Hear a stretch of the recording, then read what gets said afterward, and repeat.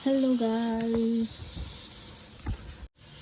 Hello guys. Good evening सबैजनालाई है। अहिले चाहिँ मैले चाहिँ बेलुकादेखि भिडियो सुरु गर्दैछु हैन, किनभने चाहिँ आज चाहिँ मैले चाहिँ यहाँनिर चाहिँ मोमो बनाउनु पर्यो भनेर नि त यहाँ चाहिँ बन्दकोपी अघि नै काटिसकेको छु हो। अनि यहाँनिर चाहिँ प्याज काट्दैछु। अनि कम्ती बनाएको नि त हामी 3 जनाको लागि।